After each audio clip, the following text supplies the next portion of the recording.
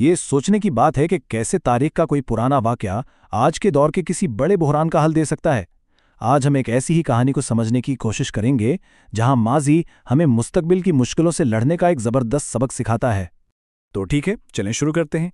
बात शुरू होगी आज की दुनिया से, एक ऐसे मंजरनामे के साथ जो आलमी ताकतों के लिए किसी डरावने ख्वाब से कम नहीं। जरा तसव्वुर करें दुनिया की वो शहरक, वो रास्ता जहां से पूरी दुनिया का बेशुमार तेल गुजरता है, अचानक बंद हो जाए। इसके असरात क्या होंगे? मतलब फौरी तौर पर क्या होगा? सबसे पहला और सबसे बड़ा धचका तो लगेगा तवानाई की सप्लाई को। लाखों बैरल तेल से लदे जहाज वहीं के वहीं समंदर में खड़े रह जाएंगे।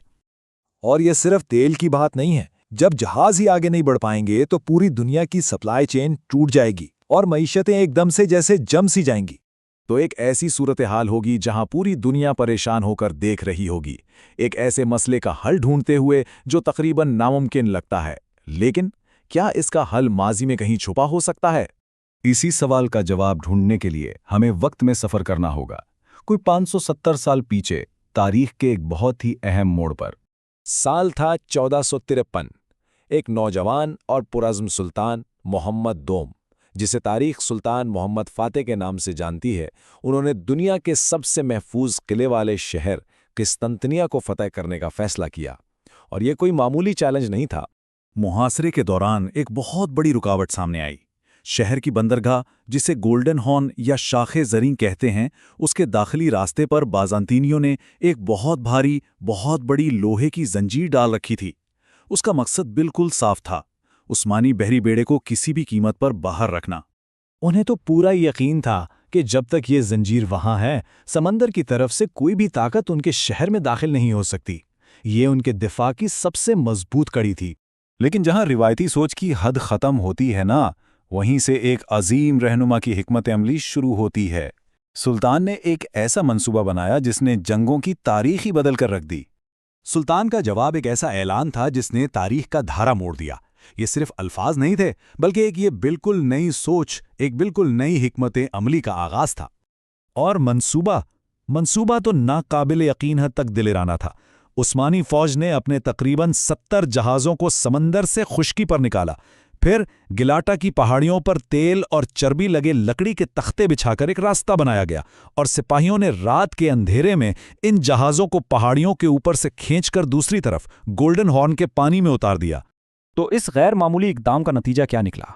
उसने आखिर जंग का पांसा कैसे पलटा? आइए देखते हैं। जरा इस लम्हे का तसव्वुर करें। एक तरफ बाज़ंतीनी फौज है जो इस बात पर मुतमईन है कि उनकी जंजीर हर हमले को रोक लेगी, और फिर जब सुबह उनकी आंख खुलती है तो सामने एक ऐसा मंजर होता है जिसका उन्होंने कभी ख्वाब में भी नहीं सोचा था। पूरे 70 उस्मानी जंगी जहाज, वो जहाज जो समंदर से अंदर नहीं आ सकते थे, अब उनके दिफाई हिसार के अंदर मौजूद थे। ये सिर्फ एक फौजी चाल नहीं थी, ये एक नफ्सियाती ज़र्फ थी, एक बहुत बड़ी स्ट्रेटजिक कामयाबी थी। तो अहम बात यह है, ये सिर्फ एक होशियार चाल नहीं थी, बल्कि यही वो लम्हा था जिसने जंग का फैसला कर दिया। बाज़ंतीनियों का सारा दिफाई निज़ाम एक ही रात में बेकार हो चुका था। और फिर कुछ ही दिनों बाद 29 मई 1453 को कुस्तुनतनिया फतह हो गया और हमेशा के लिए इस्तंबुल बन गया। तारीख का एक नया बाब लिखा जा चुका था। अब इस तारीखी वाक़े को वापस आज के दौर से जोड़ते हैं। आखिर इस कहानी का हमारी शुरू की मिसाल यानी आबनाए हुर्मस से क्या ताल्लुक है? यहाँ इन दोनों कहानियों का मुवाजना देखें।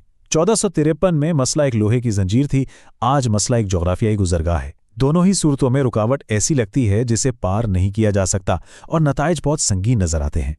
तो ये कहानी सिर्फ एक तारीखी वाक़या नहीं, ये एक सोच है, एक सबक है।